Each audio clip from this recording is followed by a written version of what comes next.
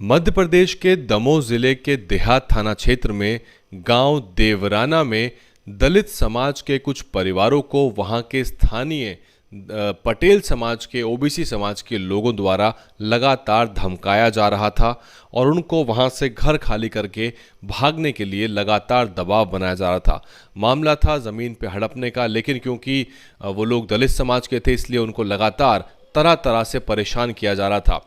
और एक दिन जब उनको आखिरी अल्टीमेटम मिला और वो सब पटेल समाज के जो लोग थे उन्होंने एक परिवार के ऊपर, खबर है कि अधिकतर परिवार वहां से घर छोड़ के चले गए थे, लेकिन एक परिवार के ऊपर उन्होंने ताबड़तोड़ गोलियां बरसा दी, धारदार हथियार से उन पे हमला कर दिया और जब बात इतने से भी ना बनी तो पत्थरों से कुचल के उनकी जान ले ली गई। इस पूरे घटनाक्रम में 3 लोग मारे गए, एक ही परिवार के माँ बाप और उनका बच्चा।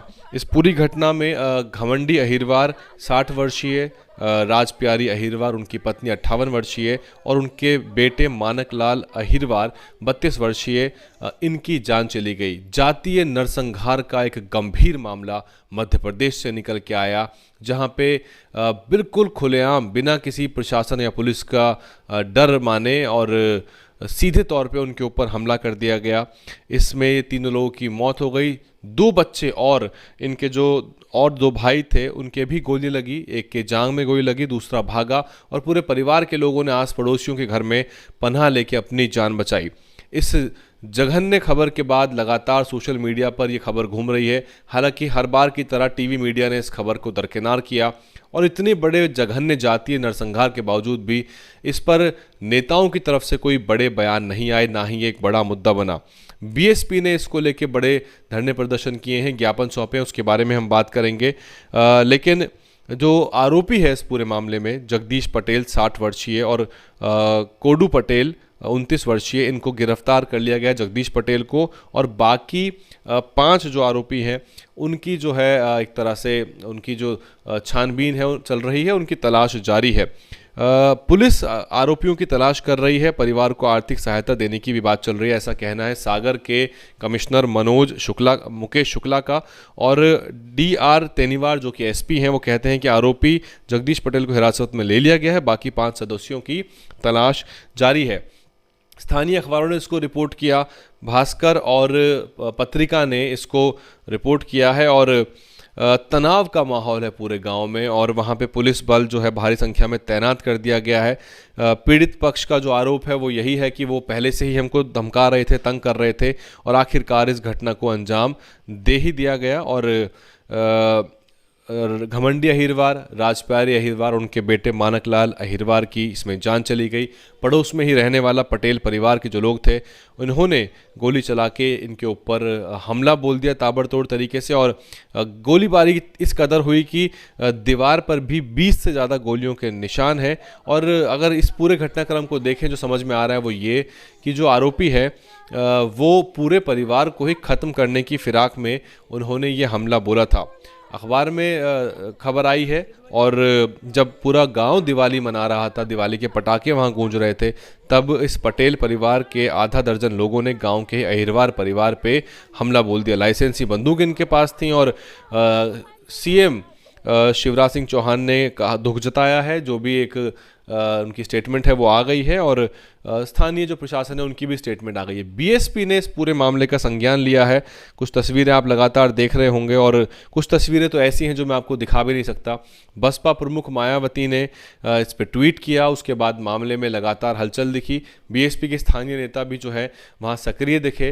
रामजी गौतम जो प्रभारी हैं मध्य प्रदेश के, उन्होंने अपने नेताओं को आदेशित किया, वो वहाँ गए। और जो बसपा की विधायक हैं पथरिया की, आपको मालूम होगा पथरिया जो है बिल्कुल यहाँ लगा ही हुई विधानसभा है, पथरिया के जो विधायक हैं वो भी इस मामले में सक्रिय दिखी। उन्होंने भी पीड़ित परिवार के साथ वो खड़ी नजर आई और इस देवरान की घटना पे बहन मायावती ने भी ट्वीट किया और बताया कि अंधाधुंध फायरिंग की, फिर पत्थर से कुचल के मार दिया गया। तस्वीरें जो हैं वो दिल दहलाने वाली हैं, ना ही मैं आपको दिखा सकता, ना ही कोई भी एक आम इंसान उनको देख पाएगा जिस दर्दनाक तरीके से इनको मारा गया है।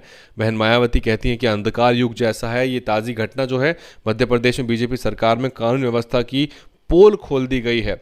और एक्टिविस्ट सूरज कुमार बौद्ध ने भी इस मामले को उठाया था, जातिगत नरसंहार बताया। और मिशन अंबेडकर के ट्विटर हैंडल से भी तस्वीरें मिली हैं जहां पुलिस वहां मौके पर पहुंची हुई है और पूरे ही गांव में मातम पसर गया। तो आप अंदाज़ा लगा सकते हैं कि किस कदर मंसूबे बुलंद रहते हैं इस तरह के जातिवादी तत्वों के।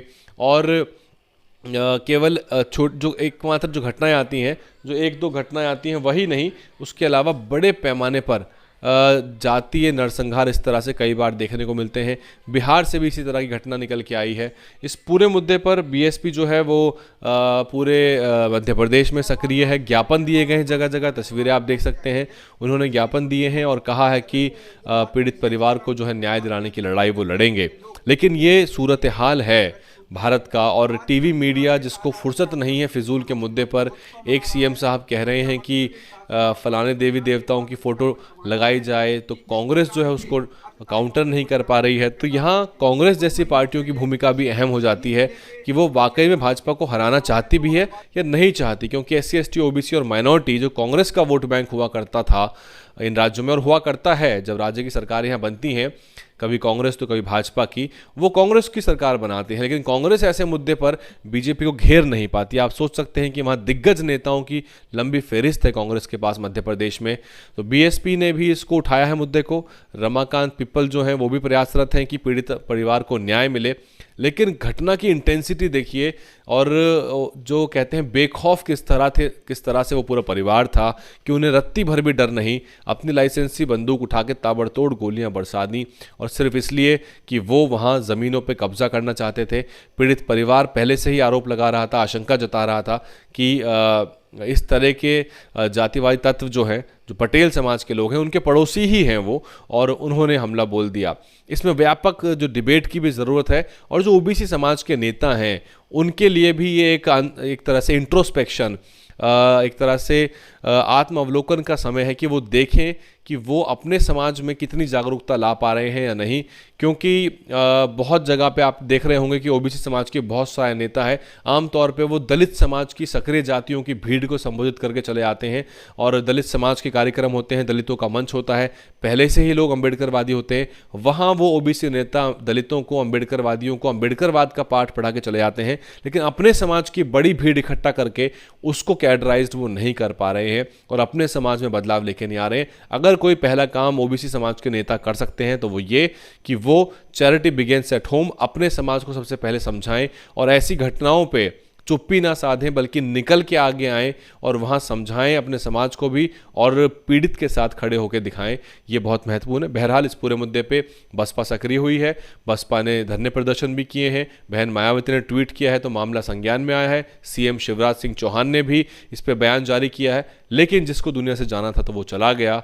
अब कार्रवाई होगी कानूनी, और आगे की जो अभी अपडेट होगी हम आपको बताते रहेंगे। लेकिन इस पूरी घटना को शेयर करिए, इस रिपोर्ट को शेयर करिए, और आप इंटेंसिटी को समझिए कि किस तरह का जातिवादी जहर उनके दिलो दिमाग में पनप रहा था कि उन्हें प्रशासन, कानून, पुलिस, किसी का भी एक रत्ती भर भी डर नहीं था, और उन्होंने ताबड़तोड़ हमला बोल दिया और जान ले ली 3 लोगों की। बाकी लोग जख्मी हैं और किसी तरह से उन्होंने भाग के इधर उधर जान बचाई। दमोह की घटना है, मध्य प्रदेश की घटना है, ये उस भारत की है जो नए नए कीर्तिमान बनाने की रोज बात करता है, आधुनिकता से लेके पता नहीं कौन कौन से अर्थव्यवस्था के आंकड़े दिखाते हैं। तो ये भारत के अंदर घटित हो रहा है। शेयर करिए इस रिपोर्ट को।